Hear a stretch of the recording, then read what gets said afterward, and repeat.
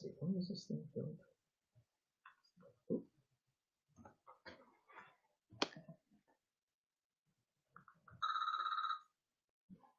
All kinds of calls today. Busy day. Hey, good afternoon, everyone. We're going to get started here in a minute or so. This laptop is 6.3 years old. Yo, that is ancient. that is 90 in laptop years, right? Wow. All right, guys. Thank you very much for joining us this afternoon. We're going to get going. We have a special guest. We have Alex from Jet Lending here. Going to lend some of his expertise into what we're doing. Comment on the market as well. I know Jason did a lot of research this morning, so he's got some stuff to go through. So again, thank you all for joining us. Remember to join us over at YouTube to subscribe. We will be migrating pretty much 100% to YouTube by the first week of September. So just remember we're going to start making a move, and we'd appreciate you following us over there. All right, let's get going, guys. So we're definitely going to be talking about loans today because we have Alex here. We're going to be talking about investing. We're going to be talking about crowdfunding. We're going to be talking about our new platform that we're putting together. We got a lot of things we're going to be talking about that the SEC regulates, and I can promise you that when we do discuss it today, it's for demonstration and education purposes only, not as a solicitation. If you want to be solicited for our crowd funds, which is our 506C, you're going to reach out to really good-looking fella named Brian Burr, and he will happily talk to you about the process. We need to get a name badge from him that says solicitor. Solicitor General, yes. If you guys are watching us on YouTube or not, if you are on Facebook, again, we're going to be migrating over, so I'll send a link out in just a few minutes here. If you could just go to YouTube and subscribe to our channel, that would be awesome. Thank you very much. Ring that bell. I'm going to talk about our affiliate banner season, and I had a couple leads come in. I didn't follow. I got to do that this afternoon. Here's how it works. So if you're in the real estate world, you might have seen a product like this, send thank you cards, and do all the setup, and it's fine, right? But the way we actually leverage it and use it to maximize our efficiency here is we go ahead and we put it in place for our private lenders and investors. So one of the things I was just working on before we started the show here was a response. I'm putting together 32 written responses because we've got all these touch programs. And what does that mean? Someone comes to us, hits us up on our website, says, hey, I'm interested in doing passive investing. I don't want to really work with tenants and toilets. And we'll shoot him a little, because he gave us all the information, we'll shoot him a thank you box of brownies and says, hey, man, thanks for reaching out. We appreciate it. When's your birthday? We'll collect the birthday data. We'll send him a card on his birthday. We'll send him a season greeting card. We'll send him a card on his half birthday, right? And so what is that doing that you're not doing? What does that mean to you? Someone who's in real estate trying to find deals and find money. It's really simple. I'm staying top of mind. You're not. Talk to the folks that you know that have been doing real estate for a while. Ask them if they've gone to their private lenders and been told no. The money's all out. Well, I want their money. I need it to keep my business going. So what do? I send them cards. I send them brownies. I send them mugs. I send them coasters. I send them something every single month to remind them that I'm still here, that I appreciate them, and that we are growing together. And guess what? You're not. And it's one of those things that is absolutely a differential for us. And we want to show you how to do it. So, again, the hardest thing in our business to find and the easiest thing to lose is an investor. Right? We call them clients. So if you want to learn more about banner season, text banner to 281-401-9008. And I will get on the phone with you guys this afternoon. We got D&D tonight, so Dungeons and Dragons tonight. So I'll do a video sometime. That's We'll fine. do a little Facebook Live. So, let's make sure we start drinking at Dungeons and Dragons tonight, not before Dungeons and Dragons. I think everybody's so busy right now. Okay, so the pre-D&D warm-up is really not needed. Yeah. All right, because you've got to critically think. Well, a couple of happy hours before games started. It was like lunch specials and happy hours, and then D&D. Not really there. Hey guys, we're working with a great opportunity. We are super happy about everything. We are amazingly grateful to everyone, everything, to God, to Jesus, to everyone that has brought us to the point that Jason and I are at right now. Where are you going with this? We're super happy and grateful of our success and even some of our failures that we've been able to learn from. But if there's been one regret in the last 18 months of Jason and I working together, is that we did not come into EXP early. That is our one regret. When we see that Brant Phillips, who runs a similar business to kind of what we do, is making $10,000 a month residual, has $175,000 in awarded stocks, and we kind of mocked them a year ago. We were kind of making fun of them about a year and a half ago, and we regret it. If there's one regret, it's not joining EXP early enough. We have a great opportunity for you. We want you to work with Mr. Texas Real Estate. If you're an agent, text us. You're going to basically text us the same thing. And join Club 45. You're going to come on over, and let's not have any regrets. We have one agent that just came in less than 3 months ago. She's already been awarded $2,600 in stocks. Yeah, you know what's so funny? She was like, "That's no big deal." I'm like, you made $3,000. Yeah, $3,000 in stocks. Yes, you'll make $12,000, maybe $20,000 this year in stocks for just being a real estate, just doing your job. Oh no! Now, if you're down in Nueces County, we have a special offer for you. Uh-oh. I will personally pay your first 6 months of marketing through the EXP drip system. We have lots of buyers ready to go. We do. We don't have time to write up all the contracts in Corpus that we want to write up. And there is one pending right now that we need to get written up. Actually, 5 of them. We have about $100 million to deploy between our VIP investors, our mastermind, and Mr. Texas Real Estate over the next 3 years or so. It's $30 million a year. We need agents. We're really looking for a core group, maybe 5 folks, to come in and start writing offers for us, leasing when we need them to lease, and just deploying the properties when we're ready to take them out and cash out. We think for the next 5 to 8 years, if you're working with Mr. Texas Real Estate in Club 45 group and you're in Nueces County, you're going to be set for the next 5 to 8 years. We believe in that market so much. So if you're ready to go, just text us 281-401-9008. Text EXP, and we'll definitely have a conversation. Now, the next time we're going to talk about Club 45 is Thursday, August 27th at 9 p.m., and we want you on that webinar. So if you're interested in catching that webinar, text 281-401-9008. Look for our emails, and we'll be good to go. We're super excited about this. And again, there's that good-looking chap, Brian Burr. So if you're interested in investing with us in our crowd fund, reach out to Brian, 281-401-9008. Just text invest. All right. So I'm going to switch this over to Jason. This is kind of new for us, so bear with us, guys. And just mute all your stuff and everything. Yeah. So I am bringing you on.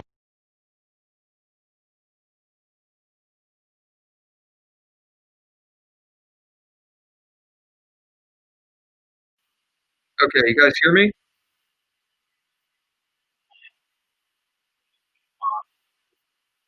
Yeah, I think we're. Oh, it looks like it's working on my end. So, Yep. I want to show them this awesome video that A-Rock did. You guys have not seen this. This is what our stuff is going to look like. This is why one of the other reasons we're moving to YouTube is because we get much higher quality video and audio. So.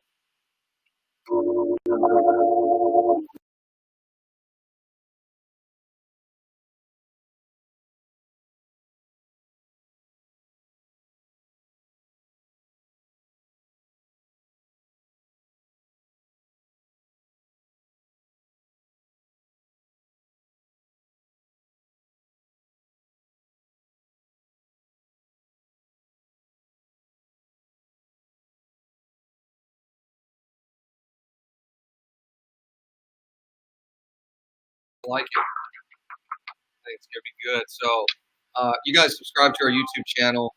As Trump would say, it's going to be fantastic. It's going to be the best real estate, Texas real estate radio show, channel, YouTube, whatever on the planet. All right, let's talk about some macroeconomic trends that we're going to get in and talk a little about what's going on in the real estate world.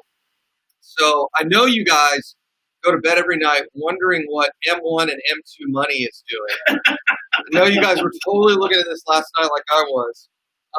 What is M2 money supply?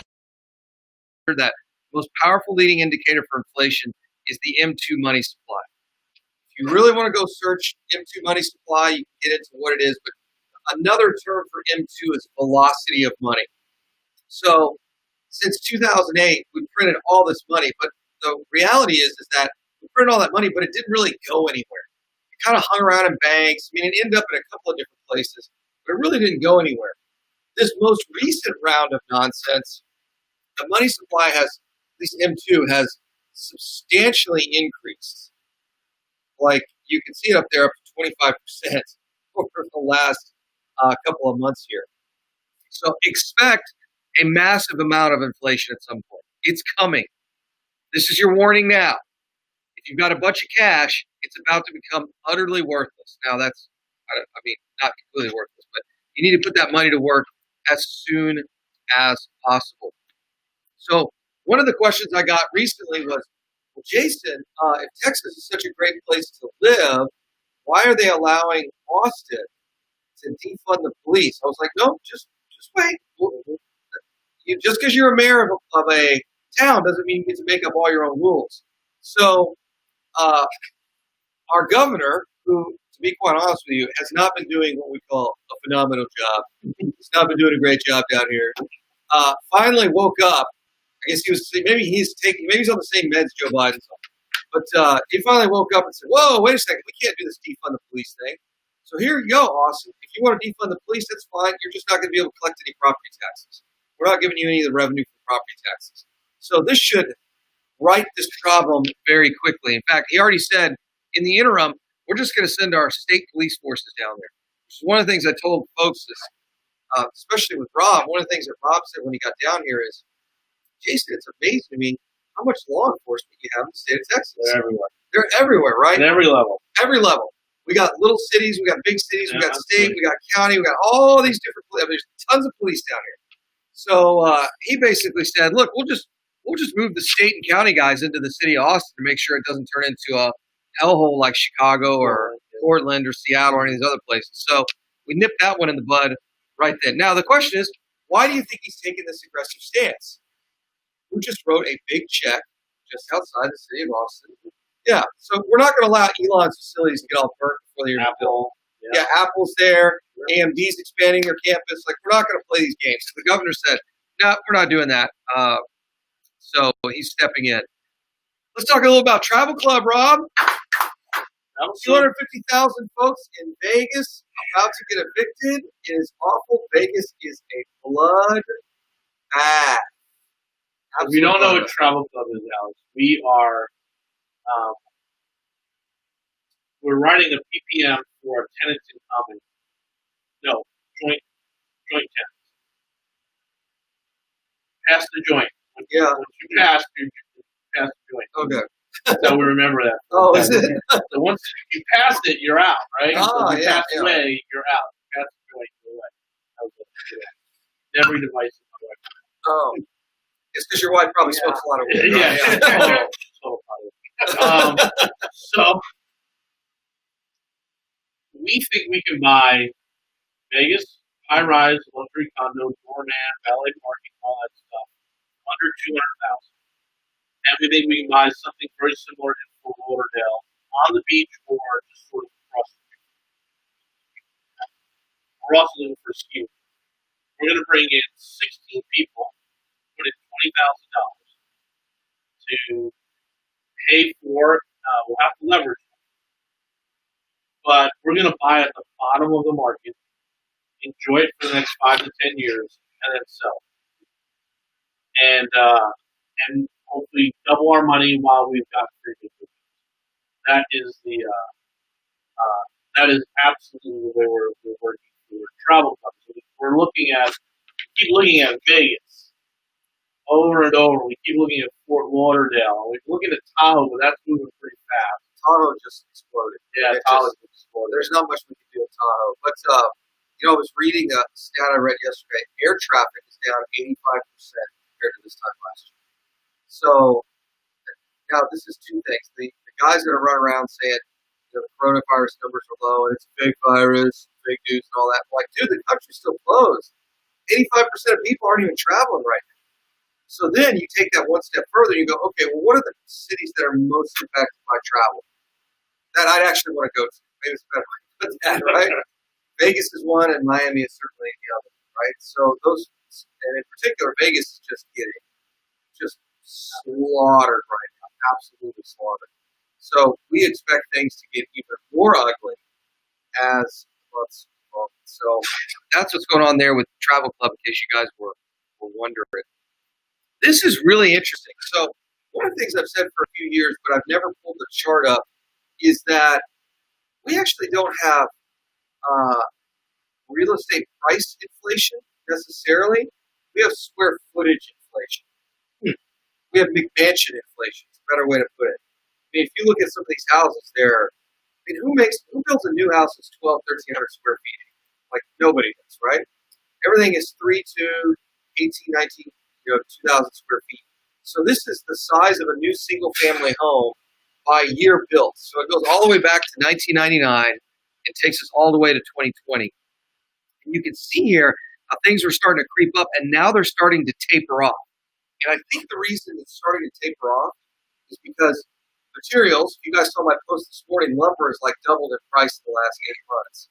I think what's happening is land, in other words, land development has gotten so expensive and construction has gotten so expensive that we're just building smaller houses, which is a reality. I think that's something that's going to continue to occur. So I thought you guys might enjoy that little chart. I've not seen this one in a while, so thought I would share. Do you have any ground up products Right now, what's going on in that ground up world? well, Roundup for us, it's been super, super selective. A lot of experience right now for what they see in the space. Hard money is your last asset. Yeah. But right now, that I drive anything extremely attractive. Something that you're building. It's something that you need to get done, and you have a lot of experience, you have a lot of cash on you. Yeah, we can get it done. It's not going to be Got it. Yep, makes sense to me. And a lot of your building stuff, you're going to want to work with local bank. You're gonna have The lead time's so long, right? well, that is it's 2 year long. It's 2 year long, right? But the problem is that stuff is as this market starts shifting to new builds, we're gonna have investors that think they can just jump in the game, right? The problem is, if you're a developer, you play 60% on ARV. That's if the you're cap good. if you're good. You don't want to ever go 50-50 is what you're looking for, right? You want to have the whole deal done for 50%. So that's what happens with that's what happens a lot of times in that world. I mean, if you look at the hard money space, you got to really calculate your holding costs. Yep. Everything like that. And then a lot of times we work off this draw system to where there has to be some sort of value. So you're out of pocket a lot up front for the leveling, the foundation, framing, roof, and sometimes trying it before you receive some money back from your draw. So you have to be very liquid considering using hard money assets. Got it. I got pitched a deal yesterday over 200 acres, just under 20 million. Some of the civil engineering development work's been done. It's all new construction. And I'm just sitting there and I told the guy, I was like, man, we got to be all in at 50%. And I said, I don't even know if they're interested in taking a project like that big. I just did the quick math and I'm like, it's like 600 homes. I'm like, I don't know, man. It's not, I would argue it's not real estate investing. Unless you're the guy that bought the land. Yeah. I mean, you are a developer or a builder, and you got to wear that hat and ride that pony as a career, right? That's like a career deal. And I was just like, I don't think this is really going to be a good option for us. And it's not based on price. We can take down one of those size deals. It's just like, Rob is not going to want to live there and live inside a hot, sweaty construction trailer, no matter how many window units we put in there to keep the AC on, right? Yeah. It's like, That's like the next 5 years. oh, easily. It's 5 to 7 years, Yeah. at least. But we have some plans for ground up, and we're excited about that, which is why we're hiring a designer to work with us now that we move forward, but it ain't 600 houses. It's not No, going it's- to get going. 60 or 100, Yeah. maybe, right? And they're all going to be virtually the same, right? We're not going to be dealing with retail clients. So, in any case, there's some new home stuff here. This is probably the most interesting bit of news I've seen in the last couple of weeks. So, CFPB proposes a new category, not a new product, a new category of qualified mortgages. What? I don't know where this is going. Well, I got an idea. I know where it's going. They're calling it the seasoned QM. So there's a letter out there right now. They're asking for comments from the mortgage community. Say, hey guys, what could you do with a 36-month season loan? Now, it's down here where it gets really interesting. So during the seasoning period, creditors would have to hold these loans in portfolio for about 36 months and would have to look at debt to income, residual income, I mean, there's all kinds of no delinquencies in 60 or more days at the end of the seasoning period. So there's all kinds of little interesting caveats they're throwing in here. Is this the 40-year mortgage we've been talking about? Because that very well could be what this is. So if you're into a 40-year mortgage, but you're not selling it for another 36 months, but it's back, so it's a QM loan, you've only got 37 years left. Now this is a fully amortized fixed interest loan, so it's not an ARM. So it's a fully amortized fixed loan. So I don't know have you seen anything like that? This is probably we'll have to talk to Jennifer and some other people that kind of follow this stuff a little more closely than I do, but it's very, very interesting. This is not, I'm trying to think what else this could be. There's going to be a change in DTI or an elimination of DTI, or there's going to be a change in credit score, or a fundamental change in the terms of the loan. But the only thing that's going to change in the term is the length of time because it has to be a fixed rate loan. So unless you relax the standards for the borrower or you change the term of the loan, that's the only way I see that. So in other words, why go to all this trouble if it's not going to be a monumental change? And this is a whole different, and this is what's fascinating. It's not just one loan product. It's an entire category of qualified mortgages. I don't know what's going on here, but I got a pretty good idea. This just popped up yesterday, actually last night at 7 p.m. So this is very, very, very interesting. And will this flow down to real estate investors? I'd imagine at some point. Because our loans are QM if we go through Fannie and Freddie, right? So very interesting little loan here. We will see what this is actually gets into the nuts and bolts. If you guys really want to read this, amending the QM definition in Reg Z. So Reg Z is when was Reg Z passed? Like 2004. That eliminates some of the DTI requirement and extending what they call the QM patch. This rulemaking went out this summer, right in the middle of all this coronavirus stuff. So I'm not quite sure where they're at with regards to some of this stuff. But this is in addition to adding this entire QM loan, new QM category. So, like I said, not sure completely what's going on here. I just know that if the GSEs come out and say, hey, we want to make these changes, and they're asking for, questions, proposals, comments from lenders, it's going to be interesting. My guess is they're starting to look at the non-QM space and go, whoa, we just insured some of these loans, we can make even more money. I mean, if there's a tale to be told for 2008. Taking over Fannie and Freddie made the government a lot of money. A ton of money. Yeah. Tons of money. So could these changes be made and then they are given back to the private sector? I don't know. There's a lot of stuff going on here. I see I can't read the tea leaves because I haven't been in that industry long enough, but something is afoot. Let me put it that way. So, and we know houses are not getting any less expensive. So what's the way to make a house less expensive? Lower the rate, increase the term. I mean, there's not much we can do with rates, so we got to extend the term. Are we going to see 50-year mortgages? I don't know. I don't know what it means, but You think about like 10 years ago, you didn't see a 70. that's true. Yeah. Yeah. So I'm very. That's. What do you think? Get your thinking cap on over there. I think it could be pulling back a lot of that non-QM product, right? So I see it as so the word is portfolio, right? So now we're going beyond maybe 10 houses, right? So Oh no, the portfolio means for the lender side. They've got to keep it in their portfolio. you know, I just know that the fixed asset is being traded. Yeah. Right? So mortgages, notes are being traded now at a very, very high level. Very, very high level. I would assume that this is part of that investment product. It's interesting to say the least. And if you do a 40-year mortgage,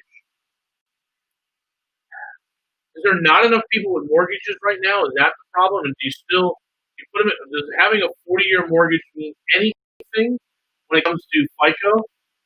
No, I think what it does is when you look at if they go and eliminate the DTI requirements, or they come up in Reg Z, they say, look, if you eliminated DTI, you would have more people take it. Right, or you go into Reg Z and say, okay, you can use the DTI or some other reasonably accepted calculation. Because really, what is Reg Z? Reg Z and all that stuff is your ability to repay. That's really all that stuff is, right? And what they're asking is, hey, lender, before you make this qualified mortgage that the federal government is going to back, we want to ensure that they have the ability to repay. We've established these standards. One is the DTI. So is it possible they go in and relax the DTI stuff, and they build this new list of mortgage products under this new category, one of which could be a 40-year fixed rate mortgage? I don't know. It's interesting to say the least, because there's appetite. Take a look at these numbers. There's appetite in the private sector to buy publicly backed mortgages. Of course, it's a huge industry, right? So then if the government decides to plug in on some of that non-QM space, what are the non-QM guys going to do? Because they still got money to deploy, right? Their rates are going to continue to come down. Their overlays are going to start to disappear. I mean, it's as competitive as the mortgage market is. I think the lending market is about to get hyper competitive. Because now, go back to this right here, we got all this money in the system, and we got nowhere to put it. That's what that means. We got a lot of money in the system. Where can we put it? Global debt, 60% of global debt yields less than 1%. So that tells me money's never been cheaper. There's a lot more behind it. Where are we going to park all the cash? Here's a barrel full of cash to buy a loaf of bread. I mean, that's kind of, I don't think the United States ever gets that bad, but that's what these guys are doing on Wall Street. They're like, we got all this money, what the hell are we doing with it? Saw a report last night that said we're already back to pre-COVID. Well, the S&P is. So it's like, and why is that? There's all this more money in the system. And now you're watching this wealth transfer, which we talked about on the radio show yesterday or Monday. Yeah. So here comes all this money, guys.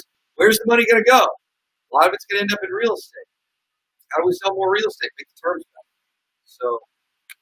All right, guys, we are going to continue this conversation on YouTube only, so make sure you guys are jumping over to YouTube. We got Alex here, so we're going to take advantage of having Alex, and we're going to jump over to YouTube only. We'll be there in about 5 minutes, so stay tuned on YouTube. Go over to our Nexus Real Estate Radio Network on YouTube, and we're going to jump into the studio right now and get that stuff going. So thanks for joining us. We're going to continue on.